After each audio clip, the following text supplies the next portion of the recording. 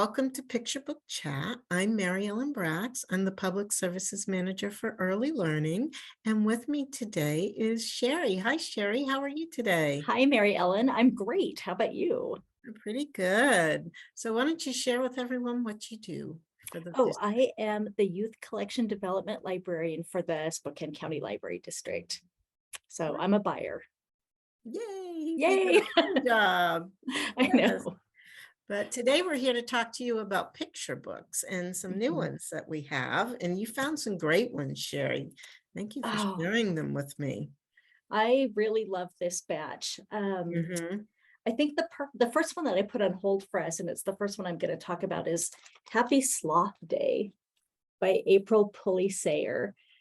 First of all, I love sloths. They're kind of having a moment, I think. I've been Yes. seeing them in more and more like illustrated picture books. Mhm. But this one is all about their life in the rainforest. And I love that it didn't begin the way that I expected it to. I expected on the very first page that they would be talking about how slow sloths are, Mhm. or that they sleep hanging from trees. And this book is different. It starts talking about when a sloth wakes up after a rainy, drizzly night, it feels cool and it needs to climb.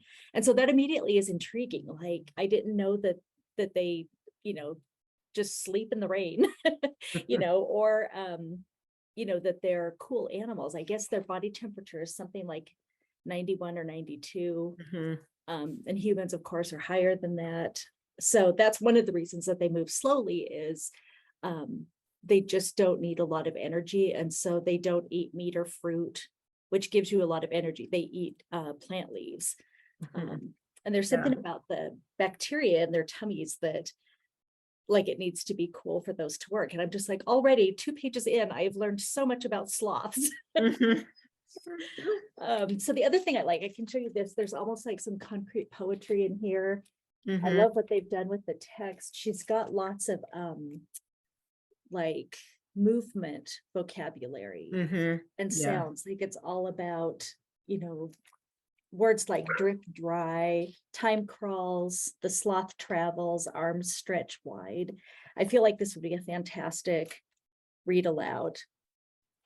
Even if, there's all this text here in the margins for older kids, or maybe like a teacher to condense when they're talking about a sloth.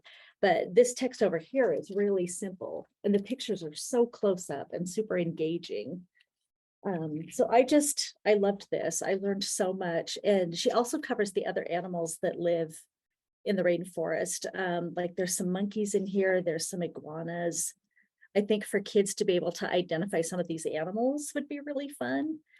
What did you think of this one, Mary Ellen? I loved it. I really thought that the photographs are amazing.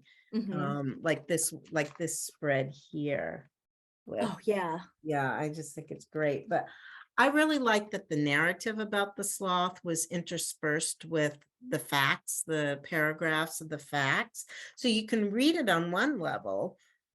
If you had a younger classroom, I felt like you could read it without the fact Mhm. boxes.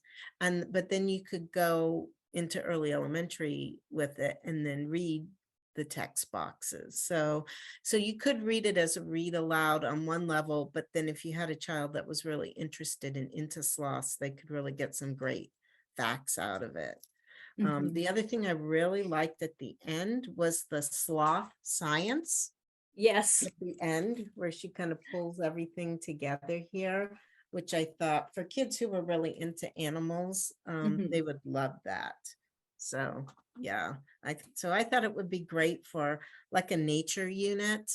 Um, Mhm. and that could be a really good jumping off point for kids picking out an animal they might want to research when they're little, or um, just to give them some more information. But like I said, it's a great nonfiction to start Mhm. with too. I think because it has the two different levels you can read it at too. So I thought it was really cute. I loved it. They're Yeah.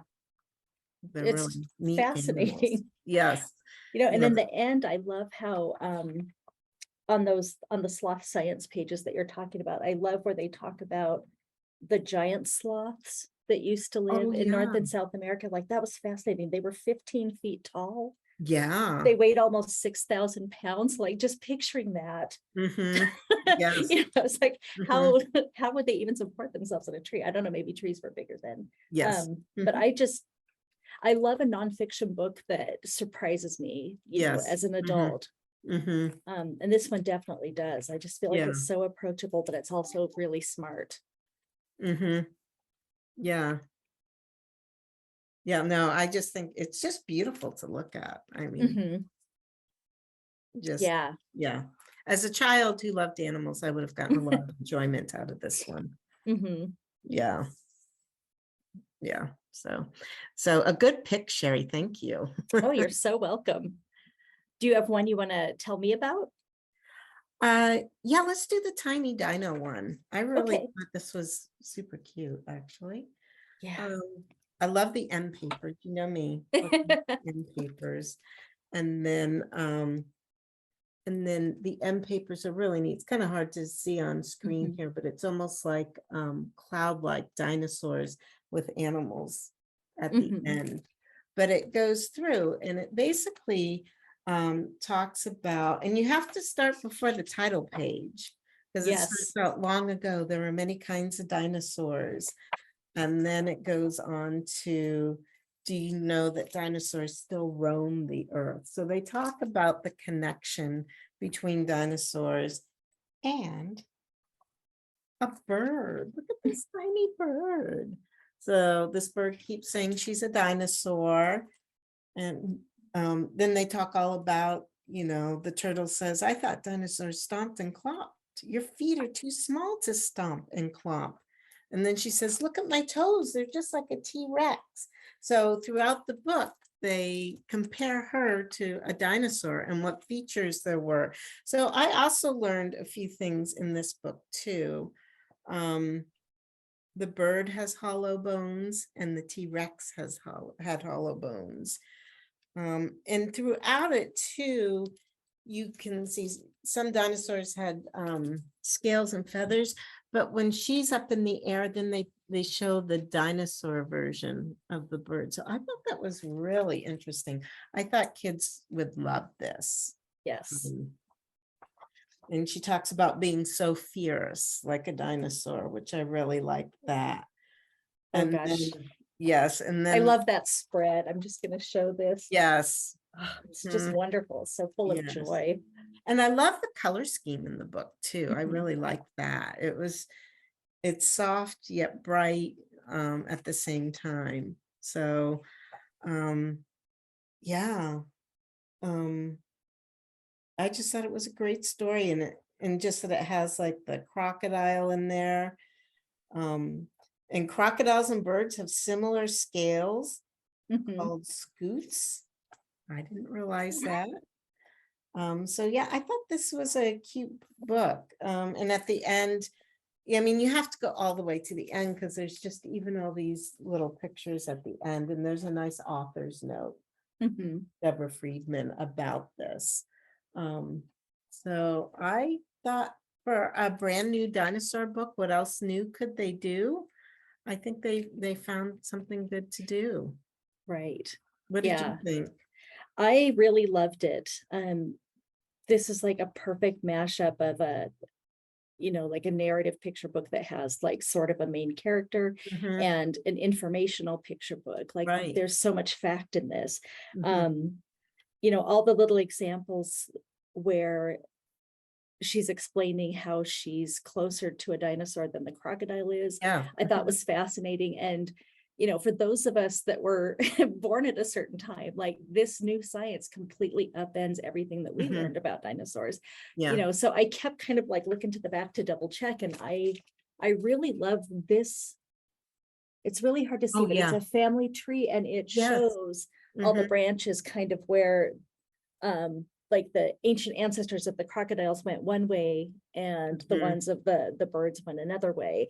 Yeah. So it's fascinating to kind of see that drawn on the page. It makes it easier for me to understand. Yeah. But it makes a great read aloud. It's Mhm. beautifully illustrated. Yeah, I really Yeah. like this one. And another thing about this, like Kelly Milner Halls, who does a lot of children's nonfiction, she's a Mhm. Spokane author. She's done a lot of stuff for our district. Right. I saw her posting about this book on Facebook, and she is a fellow nonfiction author, was just raving about how Mhm. great this is. And so Mhm. I love seeing that endorsement from someone who Yeah. writes in the same field and Mhm. on the same subjects. So it Yeah. comes well endorsed. Hmm. Yeah, no, I was very nicely surprised with that one. Mhm, So, and I really found it fascinating too as an adult. Just little mhm. facts that I hadn't known before. So, yeah, no, that was great. It's another good one. Hmm. Well, I would like to talk to you about mud. Yeah. And this, of course, is the perfect time for mud as we're having, like sudden Definitely. rainstorms here in the area.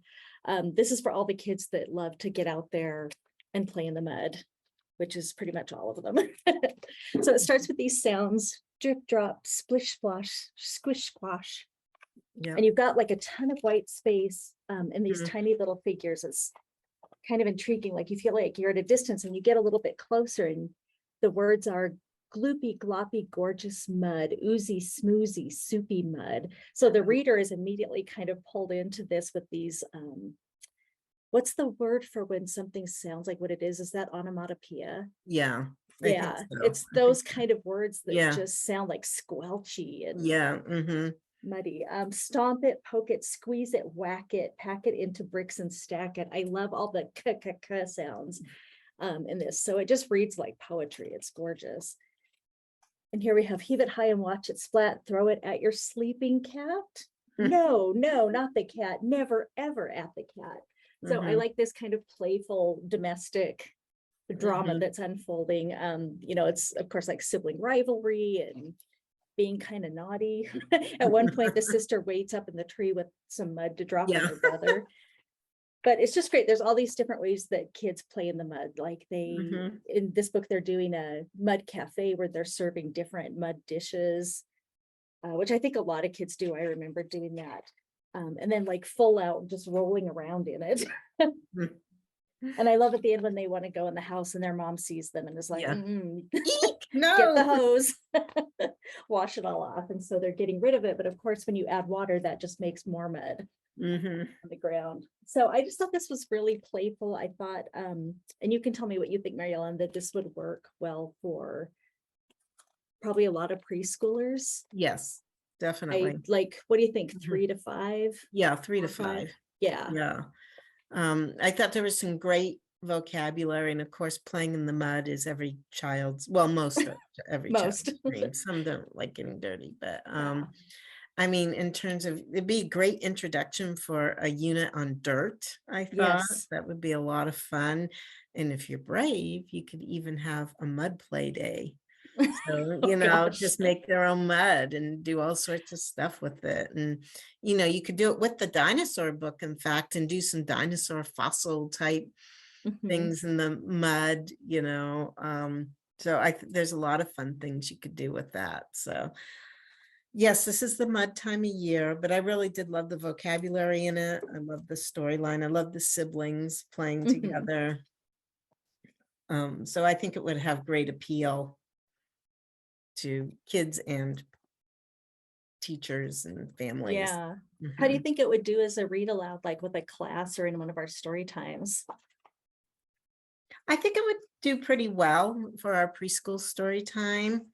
Mhm. I think they get a kick out of it. Um, Especially when they're doing like the mud kitchen and they're making food, serve the specials of the day in your mucky mud cafe. I mean, just the language in it. Pies and donuts, squishy stew, decorate a cake or two. So yeah, You wanted to put mud on the cat too. on the cat too, yes. But no, really cute. And I mean, even at the beginning, you can tell it's just a fun, playful book with the Mhm. characters and the way they are. Um, so yeah, I really thought this was a really cute one. Yeah, I enjoyed it. Hmm. Yeah. So, and then our last one, they all kind of go together fairly well because they're all kind of nature and everything, was Mhm. how to say hello to a worm. I really like this one. I That it do was too. perfect for spring. Because Yes. it talks about, it's a first guide to outside. And so they go through, how do you plant? Um, and so they start off, so perfect preschool book because it's not too much text, but they ask a question like, how do you say hello to a worm? Gently, very gently, hello, worm. But they show it, below the ground and above the ground. Um, the other thing I really liked about this book too is there are a lot of diverse characters in here. Let me get to a good page here. Just showing some diversity in the kids too as they're working out in the Mhm. garden. So here they talk about making mud too. Mud. But they talk like they're growing pea plants and then what that's going to look like. So here's they're gonna have the pea plants grow up on this, and then it makes a um, little tent that they can go into. So Mhm. and it shows them having tea inside, which I thought was really cute too. Um, so yeah, I thought this would be great for like a gardening unit, and you could do some planting yourself in the classroom with it. So if you were, if you had already Mhm. planned to do planting, I think this would be a good book to add to your library of books. And they also talk about a few insects in here. They talk about the bee in here. Mhm. Got a bee on her hat and talking about being very still. And I think and they show butterflies in there. So yeah, I mean, they did a really nice job, I thought, with this in the Mhm. gardening. What were your thoughts? Did you have a favorite part of this or? I really love that so much of the focus is on growing food, because I think that's so fascinating to young kids, the concept of, you know, growing something that you eat. And I love the colors in it. I love when they were showing how to tell if a strawberry is ripe or not by what color it is. One thing that really stood out to me was when you look in the back, there's a section for kids and for grown-ups. And one of the notes for grown-ups is why garden with toddlers. And I was like, oh, is this a toddler book? And to me, it feels older than toddlers. But what I do like about it is that, sorry, I lost my train of thought. What I like about this for toddlers is how it's at their level, like how they're experiencing the world at that age and how they're right up Oh, close yeah. with these flower beds. Mm-hmm. Um, and some of the text I think would be easy enough or accessible to toddlers, not all. It feels like it might be a little bit long, but here was the page I was talking about telling whether a strawberry is ripe or not. Right. Yeah. And so there's some advice in the back, like how young is too young to Mm-hmm. introduce kids to gardening. And they're just kind of like, if your child is showing interest in the dirt and can maybe pull themselves up, like, yeah, Yeah. bring them out with you, show them, Yeah. show them how weeding works. Yeah. Make Really. some mud or something. But yeah, I thought it was gorgeous. These are silk screened illustrations that then were modified in Photoshop, I think. But Mm-hmm. yeah, I just like how simple the illustrations are with all that white space and the simple language. Yeah. It's I really a think good one. I think it could work for toddlers, especially if you were doing something one-on-one, Mhm. for families with kids. I really like the back page too with all the different suggestions Yeah. for kids and then for grown-ups and why garden with toddlers. I did think that was really nice to put in there. So Mhm. um yeah, I just really, yeah, I can't I just like the question and answer format too. I thought Yeah. that was really good. Yeah. Because then you could go on and ask, what other questions do you have? And then you Mhm. could look at them together. So it'd be great for a preschool classroom for that idea too. What questions do you have that we can look for together and talk about in Mhm. terms of gardening? So I thought this whole set of four went pretty well together in terms Mhm. of kind of the nature, mud, dirt theme going through here. Um, Right. But yeah, How to Say Hello to a Worm, a First Guide to Outside. So yeah, really great springtime book. Um, Yeah, so did you have a definitely. favorite out of all of these? Oh my gosh. I don't often ask that, but this, I loved all of them, but I think for me it's a tie between How to Say Hello to a Worm and Tiny Dino. oh, okay. How about you? For me, How to Say Hello to a Worm and the Happy Sloth Day. Yeah. You know, um, so yes, so yeah, just a lot of fun. I had a lot of fun reading through these and Mhm. looking at them. So yes, thank you. You found some awesome. But you You're always so find awesome welcome. books. Yes, Oh, there's new ones coming out all the time. yes, which is fun for us, right? Yeah. And so, well, thank you, Sheri, for another great chat on picture books. Thanks for inviting me, Mary Ellen. Yes, and we'll say goodbye to you all, and I hope you have a great day, and we'll see you the next time we do picture book chat. Thanks. Bye. Bye.